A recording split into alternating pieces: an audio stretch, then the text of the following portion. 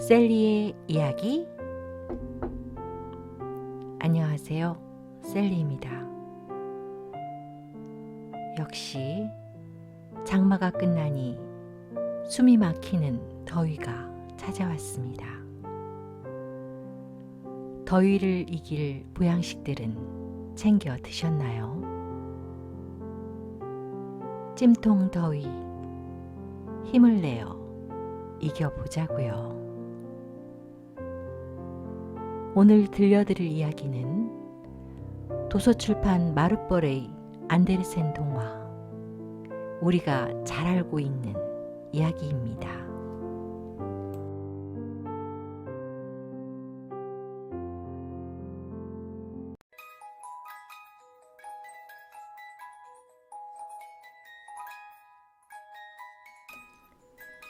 임금님의 새 옷. 아주 옛날에 멋진 새 옷을 사는데 돈을 다 써버리는 임금님이 있었습니다. 임금님은 군대도 생각하지 않았습니다. 극장에 가는 거나 숲속에서 사냥하는 것도 새 옷을 뽐내기 위해서였습니다. 임금님은 하루에도 옷을 12번씩 갈아입었고 회의하는 시간보다 탈의실에 있는 시간이 더 길었습니다. 임금님이 살고 있는 도시는 번화해서 매일 많은 사람들이 구경하러 왔습니다. 어느 날 교활한 사기꾼 2명이 재봉사로 가장하여 그 도시에 왔습니다. 그들은 이 세상에서 가장 아름다운 천을 짤 수 있다고 떠버리고 다녔습니다. 그 천의 색깔과 무늬는 놀라울 정도로 아름답다고 했습니다. 또 그 천으로 만든 옷은 어리석은 사람이나 맡겨진 일을 제대로 못하는 사람에게는 보이지 않는 놀라운 특성을 가지고 있다는 거예요. 정말 굉장한 옷이겠다. 내가 그 옷을 입으면 이 왕국에서 누가 그 직책에 맞는 자격을 가졌는지, 누가 현명한지, 그리고 누가 바보인지 알 수 있겠지? 당장 옷을 만들도록 시켜야겠어. 임금님은 2 사기꾼에게 일을 시작할 수 있도록 많은 돈을 주었습니다. 사기꾼들은 배틀을 2개 세워놓고는 일하는 척 했습니다. 전혀 옷감을 짜지도 않으면서요. 그 사기꾼들은 가장 고운 비단과 귀한 금실이 필요하다고 거짓말하여 많은 돈을 모두 자기들이 가로채고 텅 빈 배틀에서 밤늦게까지 일하는 채 했습니다. 내 옷감이 잘 되어가는지 궁금하군. 하고 임금님은 생각했지만 어리석은 사람이나 자기 직책에 맞지 않은 사람은 그 천을 볼 수 없다는 것을 기억하고는 좀 망설였습니다. 자기는 괜찮을 거라고 생각했지만 그래도 혹시나 하는 마음에 다른 사람을 보내기로 했습니다. 경험 많고 정직한 장관을 보내야겠어. 그 장관보다 현명하고 자기 직책에 맞는 자격을 가진 사람은 없으니까. 그래서 경험 많은 장관은 2 사기꾼이 일을 하고 있는 방으로 갔습니다. 하느님 맙소사, 아무것도 보이지 않아. 눈을 부릅뜬 장관은 속으로 이렇게 생각했지만 아무 말도 하지 않았습니다. 2 사기꾼은 장관에게 가까이 와서 보라고 했습니다. 무늬가 정말 멋있지요? 색깔이 아름답지 않아요? 불쌍한 장관은 뚫어져라 쳐다보았지만 아무것도 볼 수 없었습니다. 사실 배틀에는 아무것도 없었으니까요. 아니, 내가 바보란 말인가? 아무도 이 사실을 알면 안 돼. 절대로 옷감이 안 보인다고 말하지 말아야지. 하실 말씀은 없으신지요? 한 사기꾼이 계속 천을 짜는 신용을 하면서 물었습니다. 아, 정말 멋있군. 눈이 부실 지경이야. 저 무지, 저 색깔 아주 마음에 든다고. 내가 임금님께 말씀드리겠소. 장관은 안경 너머로 자세히 들여다보며 말했습니다. 그 말씀을 들으니 정말 기쁩니다. 사기꾼들은 색깔이며 무늬가 얼마나 특이한지 설명했습니다. 장관은 귀 기울여 들었습니다. 그래야 임금님께 모두 이야기할 수 있을 테니까요. 그리곤 사기꾼들이 말한 그대로 임금님께 말씀드렸습니다. 사기꾼들은 옷감을 짜는데 더 많은 비단과 금실이 필요하다며 또 많은 돈을 요구했습니다. 그들은 역시 그 돈을 모두 가로채고는 여전히 빈 배틀에 앉아 옷감을 계속 짜는 척 했습니다. 임금님은 옷감이 언제 완성되는지 알아보려고 또 다른 대신을 보냈습니다. 먼저 번 장관처럼 대신 역시 보고 또 보았지만 배틀에는 아무것도 없었습니다. 정말 멋진 옷감이지요? 사기꾼들은 대신에게 옷감을 보여주는 척 했습니다. 나는 절대로 바보가 아니야. 그런 내가 대신이 될 자격이 없단 말인가? 이건 정말 이상한 일이야. 아무도 이 사실을 알아서는 안 돼. 그래서 대신도 그 옷감 무늬와 색깔이 아름답다며 보이지 않는 옷감을 칭찬했습니다. 그리곤 네, 그 옷감은 정말 더할 나위 없이 훌륭합니다. 라고 임금님께 전했지요. 그 도시의 모든 사람들이 그 훌륭한 옷감에 대해서 이야기했습니다. 임금님도 옷감을 직접 보고 싶었습니다. 임금님은 옷감을 보고 감탄한 두 신하와 다른 충직한 신하들을 거느리고 사기꾼들을 방문했습니다. 한 가닥이 실도 없는 배틀에서 사기꾼들은 열심히 옷감을 짜고 있었습니다.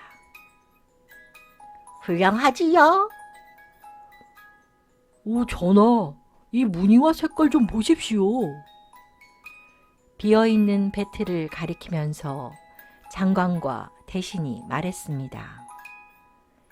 다른 사람들은 모두 그 옷감이 보일 거라고 생각하면서 말이죠.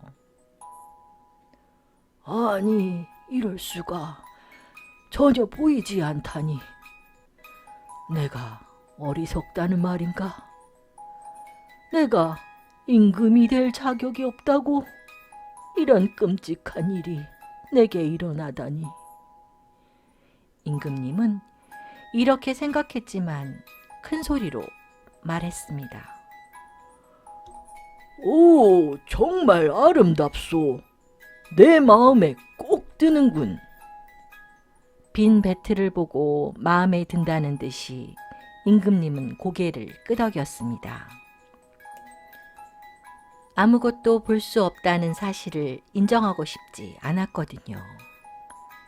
임금님을 따라간 신하들도 물론 아무것도 볼 수가 없었지만 임금님을 따라 말했습니다. 멋지십니다. 더할 나위 없이 훌륭합니다. 뛰어납니다. 그리고 그들은 임금님께 곧 있을 시가행진에 이 놀라운 옷감으로 만든 새 옷을 입으라고 말씀드렸습니다. 임금님은 두 사기꾼에게 훈장을 내렸고 배틀의 기사라는 자귀도 주었습니다. 행렬이 있기 전날 밤 교활한 사기꾼들은 불을 밝혀놓고 밤새도록 일했습니다. 자기들이 임금님이 새 옷을 만들기 위해 일한다고 모든 사람들이 생각하도록 말이죠. 그들은 배틀에서 옷감을 떼어내어 공중에서 가위질을 하고 실도 꿰지 않는 바늘로 바쁘게 바느질을 했습니다. 마침내 그들은 말했습니다. 옷이 다 완성되었습니다. 임금님이 직접 신하들을 데리고 그들을 찾아갔습니다. 사기꾼들은 손에 새 옷을 든 것처럼 공중으로 팔을 뻗으며 말했습니다. 여기 바지가 있습니다. 여기 코트가 있습니다. 그리고 망토가 있습니다. 그들은 계속해서 말했습니다. 이 옷은 거미줄처럼 가벼워서 아무것도 안 입은 것처럼 느껴져요. 이것이 바로 이 옷만이 가진 아름다움입니다. 네, 그렇고 말고요. 신하들은 아무것도 볼 수 없으면서 이렇게 말했습니다. 임금님, 옷을 벗으시지요. 저희가 저 큰 거울 앞에서 새 옷을 입혀드리겠습니다. 임금님이 옷을 벗자 사기꾼들은 임금님에게 새 옷을 입히는 척 했습니다. 그들은 임금님의 허리에 손을 대며 긴 옷자락을 갖다 붙이는 신용을 했습니다. 그러자 임금님은 거울 앞에서 이리저리 몸을 돌렸습니다. 오, 정말 멋있는 옷이군요. 어쩜 이렇게 꼭 맞을 수가. 아름다운 무늬, 멋있는 색깔, 정말 눈부십니다. 신하들은 입을 모아 말했습니다. 전하, 모시고 갈 마차가 밖에 대령했습니다.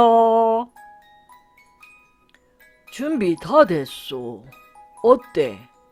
옷이 잘 어울리지 않소? 임금님은 다시 한번 거울 앞에서 몸을 이리저리 돌려보며 새옷 맵시를 보는 척 했습니다. 시종들은 옷자락을 잡아드는 것처럼 바닥을 만지작거렸습니다. 시종들도 그 옷을 볼 수 없다는 걸 다른 사람들이 알까봐 두려웠거든요. 임금님이 훌륭한 마차를 타고 시가행진을 했습니다.